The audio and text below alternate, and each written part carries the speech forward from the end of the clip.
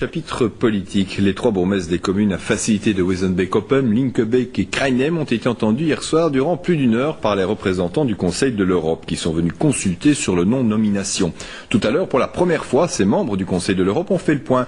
Sans vouloir faire de leçon à personne, ils ont quand même dénoncé l'anomalie et la gravité de la situation dans les communes à facilité. Hubert Mestré.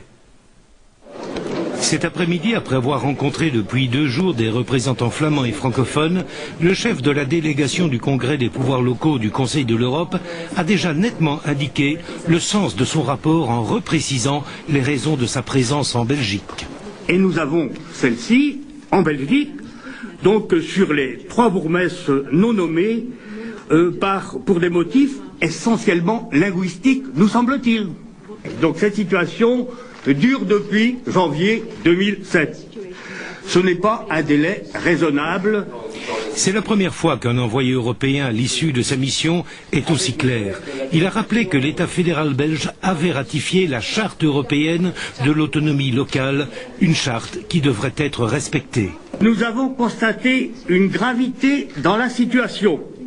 Dans les 3 communes à facilité concernées par les bourgmestres, démocratiquement élus. Et qui pourrait en douter? Qui pourrait mettre en cause leur élection?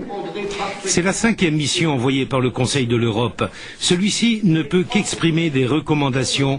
Jusqu'à présent, la Flandre n'en a jamais tenu compte. Le problème, je crois que tout problème trouve une solution. Il faut y mettre de la bonne volonté des 2 côtés. Et moi, j'aimerais savoir ce que pensent les citoyens. C'est tout.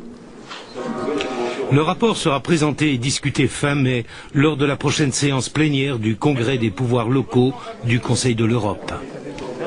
En Wallonie, la tornade éthique promise après les affaires ne serait-elle que du vent? Selon le journal Le Soir, les parlementaires